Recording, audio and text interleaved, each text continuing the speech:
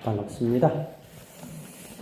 이 저녁에 여호수아서 18장에 있는 말씀을 보겠습니다.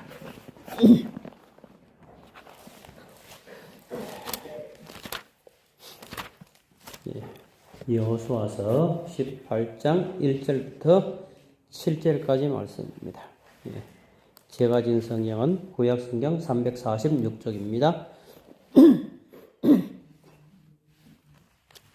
여호수아 18장 1절로 7절까지 말씀을 봅니다.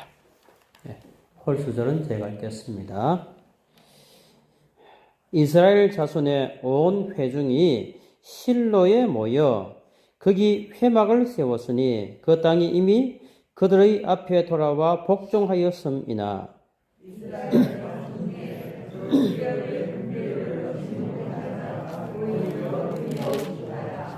여호수아가 이스라엘 자손에게 이르되 너희가 너희 열조의 하나님 여호와께서 너희에게 주신 땅을 취하러 가기를 어느 때까지 지체하겠느냐.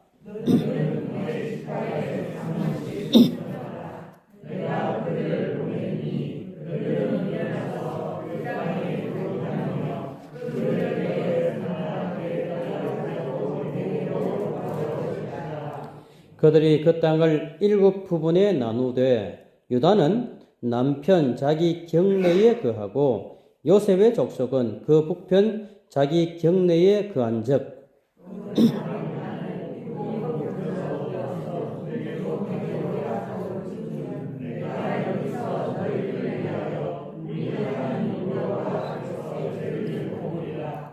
레위 사람은 너희 중에 분깃이 없나니 여호와의 제사장 직분이 그들의 기업이 됨이며 갓과 로벤과 므낫세 반 지파는 요단 저편 동편에서 이미 기업을 받았나니 이는 여호와의 종 모세가 그들에게 준 것이니라. 아멘.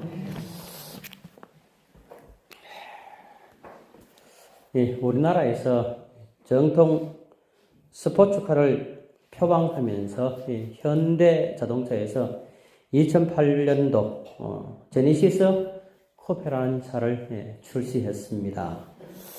2008년 10월에 출시되어서 첫 달에만 무려 1000대가 팔렸습니다.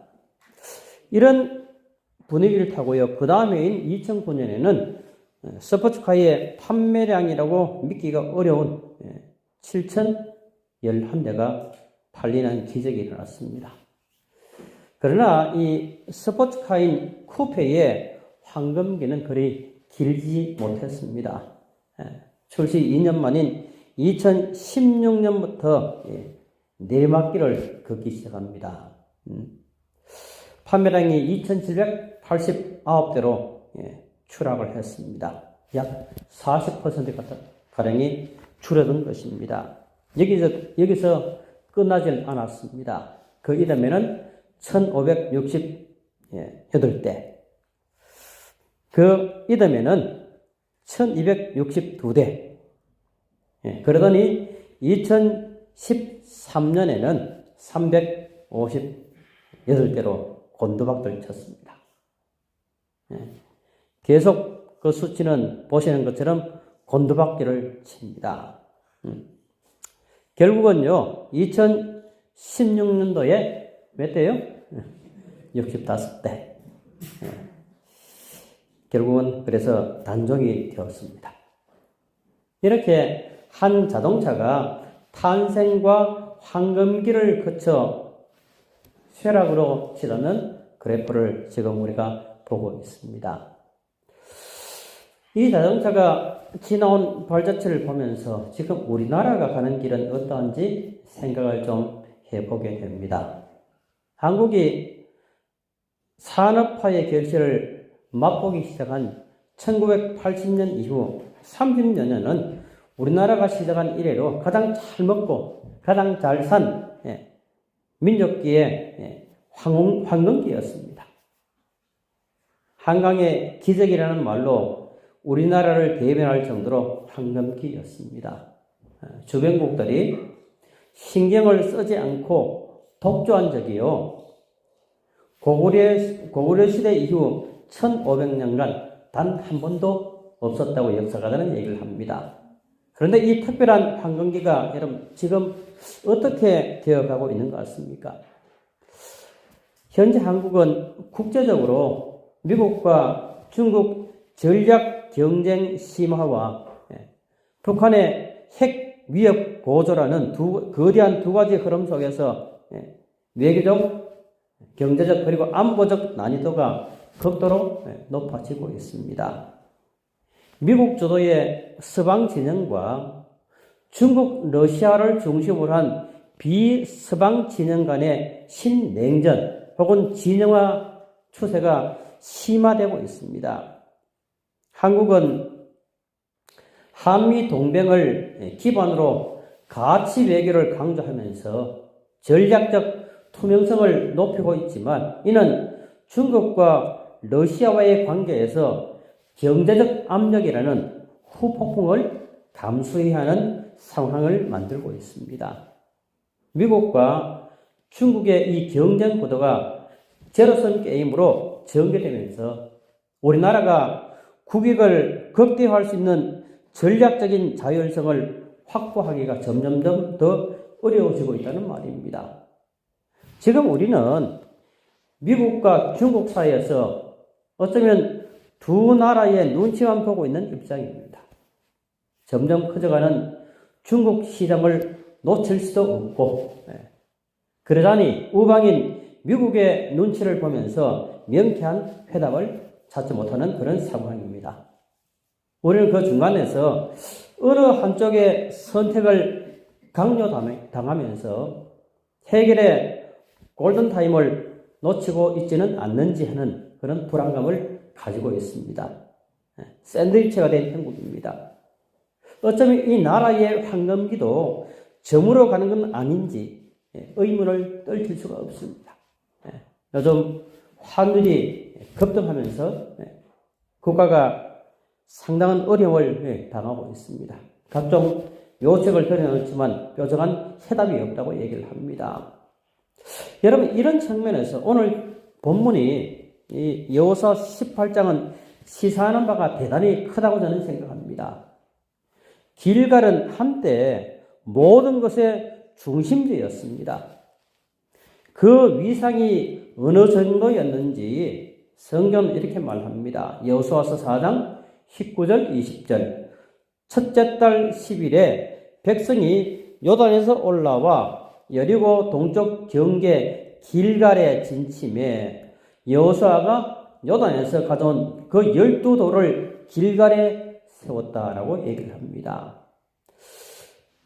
오는 세대들에게 이 기적을 증거할 증거물이 필요했다.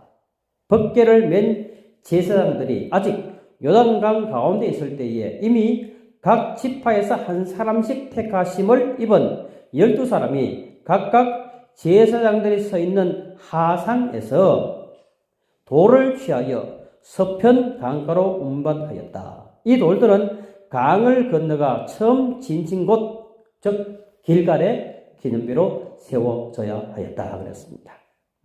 이 기념비적인 건물들이 길갈에 세워졌습니다. 오늘날로 치면 높은 빌딩이나 최고의 성전들이 길갈에 세워졌다는 그런 뜻입니다. 지금부터 30-40년 전 진해 시, 그 당시, 그렇죠? 그러면 지금은 폐쇄된 아마 진해역 주변 같은 그런 곳입니다. 여호수아서 5장 2절 3절 그때에 여호와께서 여호수아에게 이르시되 너는 부싯돌로 칼을 만들어 이스라엘 자손들에게 다시 할례를 행하라 하시매 여호수아가 부싯돌로 칼을 만들어 할례산에서 이스라엘 자손들에게 할례를 행하니라. 어디서 행했을까요? 길갈에서 행했습니다. 중요한 것이거든요. 이 이스라엘 백성들에게 10절 11절 또 이스라엘 자손들이 길갈에 진쳤고 그달 14일 저녁에는 여리고 평지에서 유월절을 지켰으며 유월절 이튿날에 그 땅의 소산물을 먹되 그날에 무교병과 볶음곡식을 먹었더라. 말 그대로 태평성대 최고의 잔치가 길갈에서 진행되고 있습니다. 여기서 그치지 않습니다. 여호수아 9장 6절 그들이 길갈 진영으로 가서 여호수아에게 이르되 그와 이스라엘 사람들에게 이르되 우리는 먼 나라에서 왔나이다. 이제 우리와 조약을 맺읍시다. 그럽니다. 7절 여호수아가 모든 군사와 용사와 더불어 길갈에서 올라가니라. 15절 여호수아가 온 이스라엘과 더불어 길갈 진영으로 돌아왔더라. 조약을 맺고 하는 모든 일들이 길갈에서 행해집니다. 이뿐만이 아닙니다.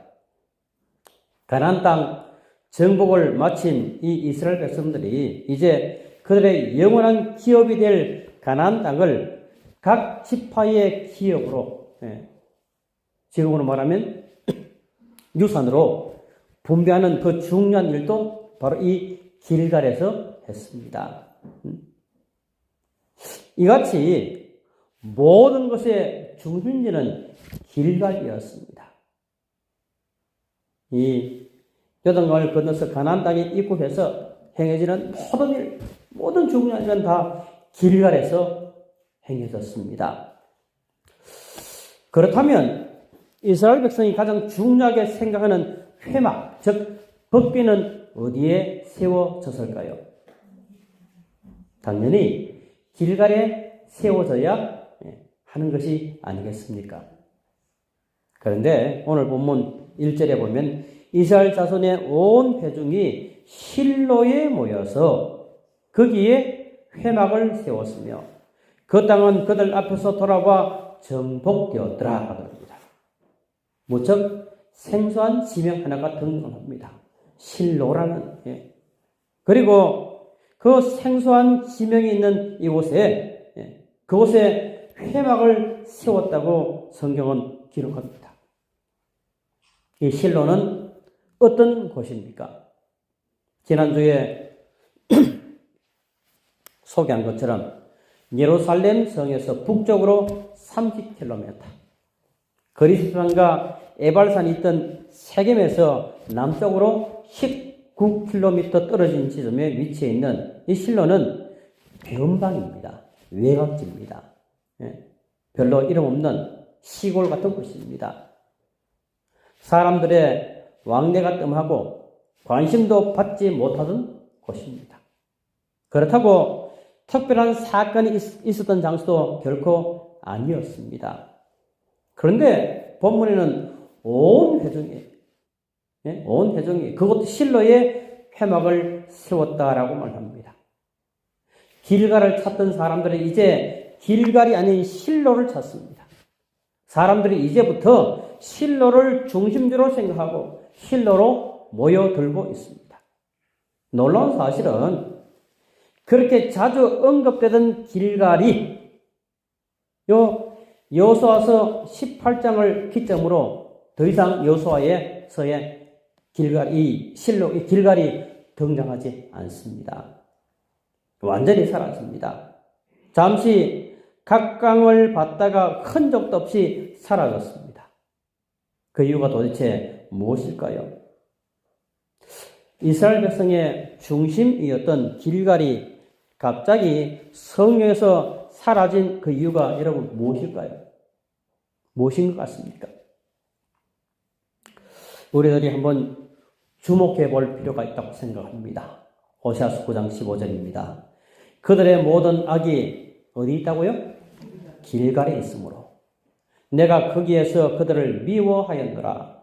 그들의 행위가 악함으로 내 집에서 그들을 쫓아내고 다시는 사랑하지 아니하리라. 그들의 지도자들은 다 반역한 자니라. 아모스 4장 4절입니다. 너희는 벳엘에 가서 범죄하며 길갈에 가서 죄를 다하며 아침마다 너희 희생을 3일마다 너희 11조를 드리며 5장 5절 벳엘을 찾지 말며 길갈로 돌아가지 말며 보엘세바로도 나아가지 말라. 길갈은 반드시 사로잡히겠고 베델은 비참하게 될 것입니다 하셨습니다. 그래서 하나님은 길갈에서 당신의 촛대를 실로로 옮기게 하셨습니다. 그리고 회막도 그곳에 세우도록 그렇게 하십니다. 그런데 실로에서 사람들은 어떤 태도를 취했습니까? 길갈에서 실로로 촛대가 옮겨지는 현장에 있었으면서도 왜 하나님께서 길갈을 버리고 실로를 선택하시는지 그 사실을 잘 알면서도 그들이 어떤 태도를, 어떤 자세를 취했을까요? 왜 하나님께서 실로로 촛대를 옮기라고 하시는 이유를 그들은 잘 알고 있었습니다. 그런데 그들이 어떻게 대처를 하는가 하면 오늘 보면 3절에 이렇게 말합니다.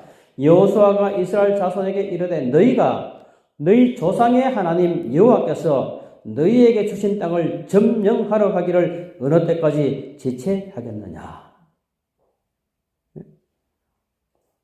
경상도 말로 말하면 미적거리면서 가지 않는 것입니다. 이것뿐이 아닙니다. 그들은 그곳에서 지체하면서 이렇게 합니다. 예레미야 7장 12절 너희는 내가 처음으로 내 이름을 둔 처소 실로에 가서 내 백성 이스라엘의 악에 대하여 내가 어떻게 행하였는지를 보라.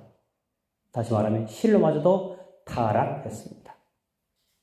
때문에 하나님은 여지없이 하나님의 법궤를 다시 다윗성 즉 예루살렘으로 옮기십니다.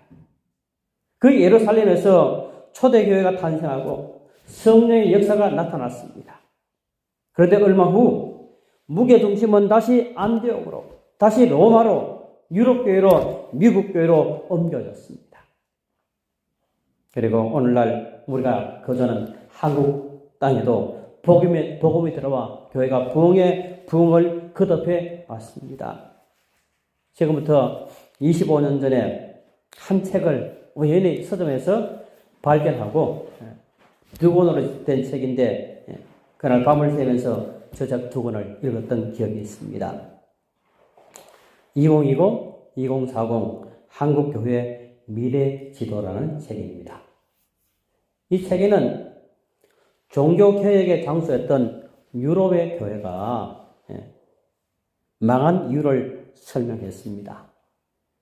유럽의 교회가 이 종교개혁자들의 그 후손들이 신앙하는 유럽의 교회들이 성경을 읽지 않고 성경을 불신하기 시작하고 교회는 성도들에게 거룩한 삶을 가르치지 않았고요.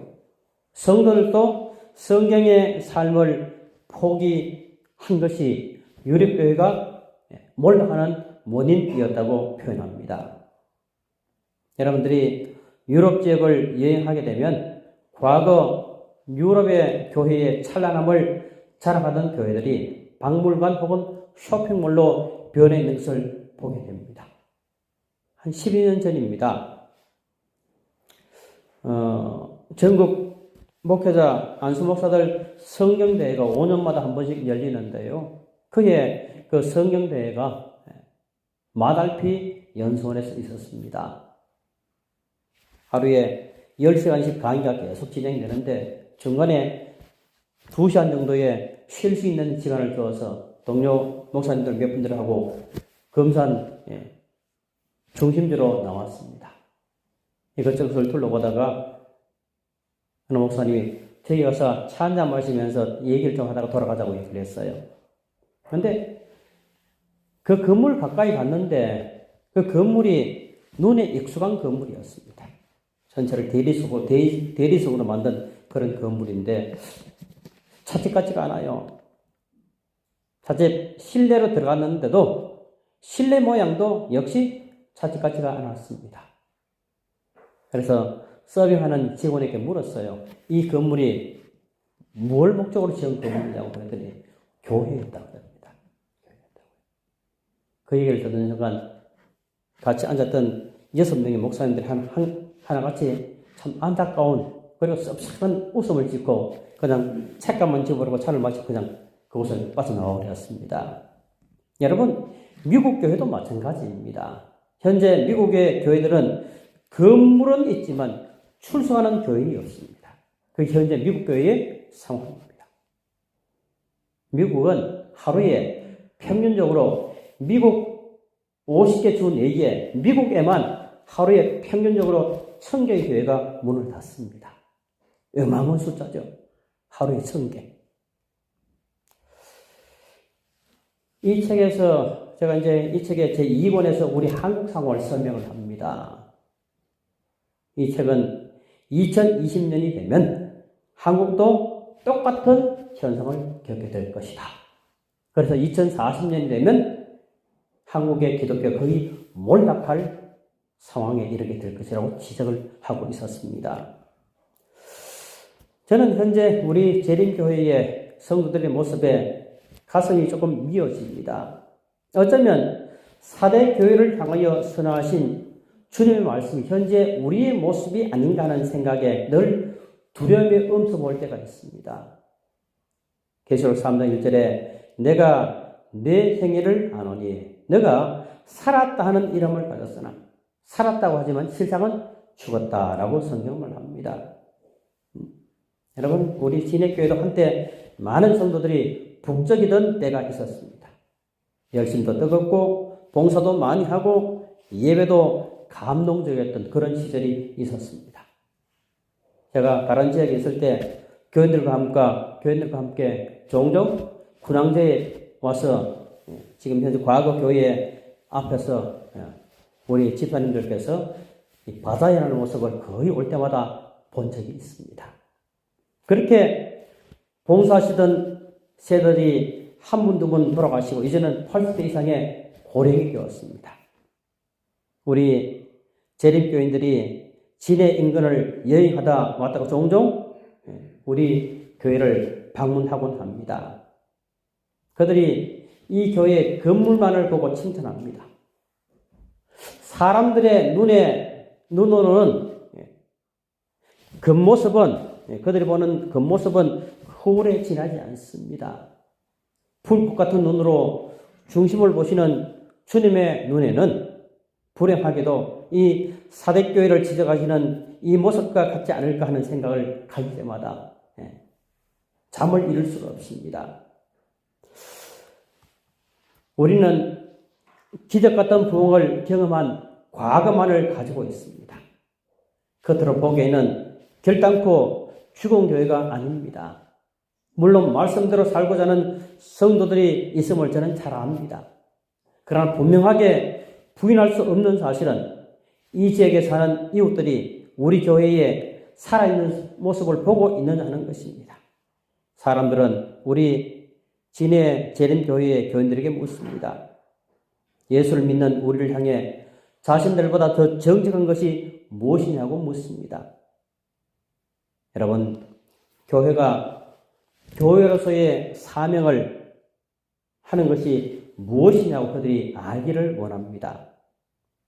재림교회지만 재림을 진정으로 준비하며 신앙하는지 보기를 원해합니다. 우리를 향해 지역의 복음화를 위해 무엇을 하는지를 궁금해합니다.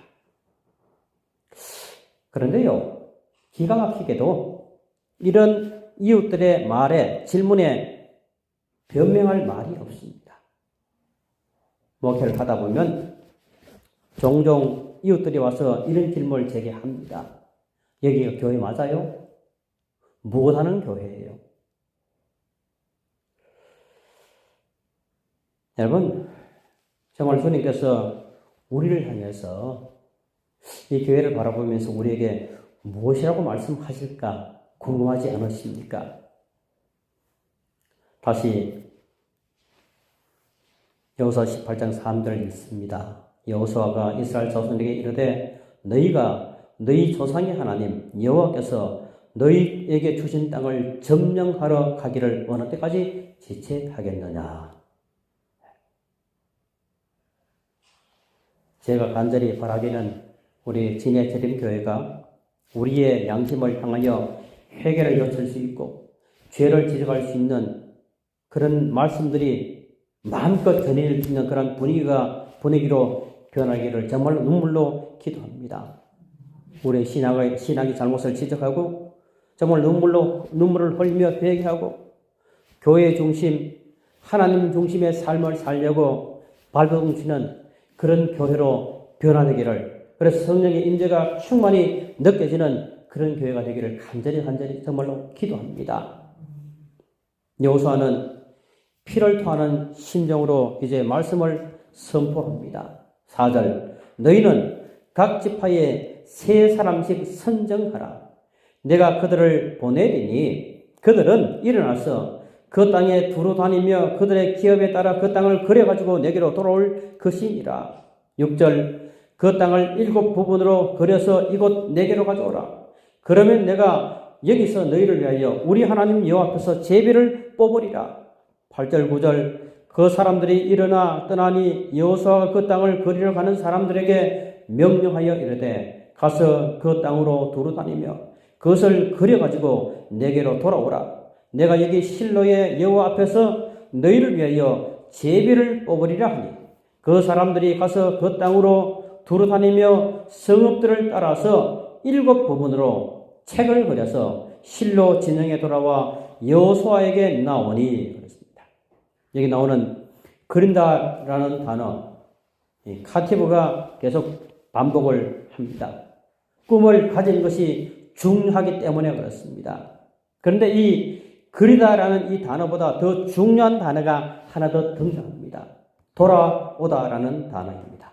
이 단어는 삶의 현장에서 말씀을 붙잡고 최선을 다하라, 혹은 나를 향한 하나님의 말씀에 순종하라, 그것이 여호와께로 돌아오는 것이라는 사실을 알려주는 단어입니다. 그 말씀을 붙잡고 살아가라는 그런 뜻입니다. 여건간 그것이 살 길이기 때문에 그렇습니다. 그리스도인은 우리에게 주신 하나님의 말씀을 붙들고 살아야 합니다. 그것이 우리가 살 길입니다. 그것을 우리가 잊고 살아서는 절대로 되질 않습니다. 날마다 주님께로 돌아와야 합니다. 여러분, 지금 우리 모두가 살 길이 어떤 길입니까? 재금보감 1권 29쪽에 주님의 성령께서 교회로부터 떠나가고 있음을 나는 보았다 그랬습니다. 참 가슴 아픈 말씀입니다. 아마 엘린 지 화이트도 이 글을 기록하면서 참담하였을 것이라고 저는 생각을 합니다. 만일 지금 저희가 받은 기별들을 귀담아 듣지 않는다면 성령께서는 저들의 영혼을 떠나실 것이다. 가래봉 기별 46쪽입니다. 교회에서 태망과 나태에 대한 책망이 없어질 때에 주의 성령이 은혜스럽게 나타나게 될 것이다. 하나님의 능력이 나타나고 교회는 만군의 여호와의 섭리하시는 손길을 보게 될 것이다. 진리의 빛은 밝고 강력한 빛을 발할 것이며 사도시대처럼 많은 영혼들이 오류에서 진리로 돌이키게 될 것이다. 그리고 이 땅은 주님의 영광의 빛으로 환해질 것이다. 여러분, 초대교회로부터 언제든지 교회의 기별은 회개의 기별이었습니다. 여호와께로 돌아가자. 여호와께로 돌아가자. 말씀을 돌아가는 회개의 기별이었습니다. 그래야 교회가 변화되고 개인이 자신의 양심을 침해 하나님께로 돌아갈 것이기 때문에 그렇습니다. 여러분, 우리가 왜 여호와 하나님께로 돌아와야 합니까? 2014년 4월 16일 오전 9시 50분 여러분 무슨 일이 있었는지 잘 아시죠? 전라남도 진도에서 제주를 향하여 출발했던 세월호가 침몰하는 사건이 있었던 날입니다. TV를 보면서 모두가 괜찮겠지 하며 TV 옆에 앉아 있었습니다. 저는 이날 더욱더 초조한 이유가 이 현장에 구조를 책임진 사람이 제 고등학교 동창이었기 때문에 이 순간을 놓칠 수가 없었습니다. 그런데요, 한번 가라앉기 시작한 세월호는 서서히 뒤집어졌고요, 바닷속으로 가라앉아 버렸습니다. 한번 기우뚱하며 하얀 곡선을 그리면 방법이 없다는 사실을 이날 제가 처음 알았습니다. 그런데 여러분, 여호수아 10장에 보면 놀라운 사건이 하나 기록되어 있습니다. 기브온을 위한 한 전쟁이 벌어지고 있어요.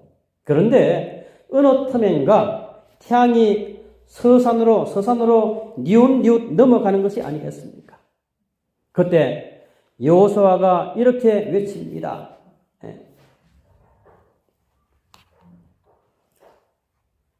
하나님께 저 태양이 기울어지지 않도록 해달라고 외칩니다.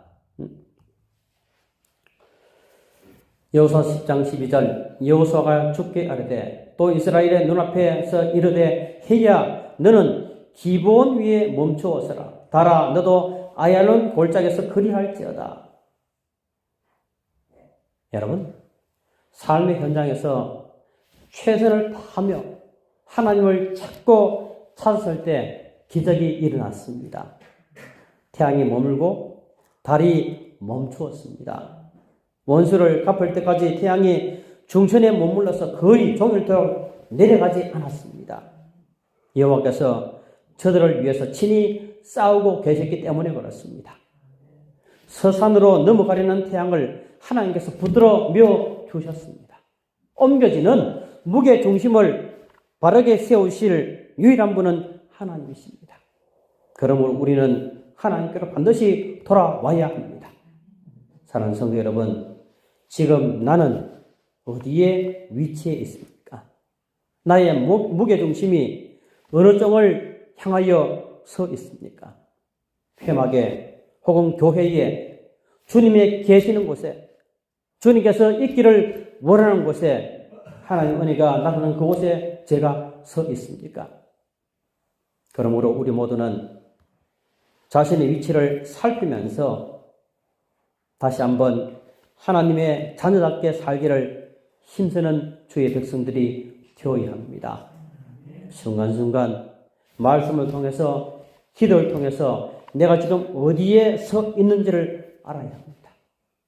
내가 지금 어느 방향을 향해서 누구를 보고 서 있는지를 알아야 합니다. 그래서 언제라도 주님께서 부르시면 주님을 향해서 달려갈 수 있는 그런 위치에 우리가 서 있어야 합니다. 우리 모두에게 하나님께서 은혜를 베풀어 주셔서 우리의 삶이 하나님을 바라보고 하나님을 닮아가는 그런 자리에서 늘 신앙하는 그런 축복이 우리 모두에 있기를 바라면서 말씀을 마치겠습니다.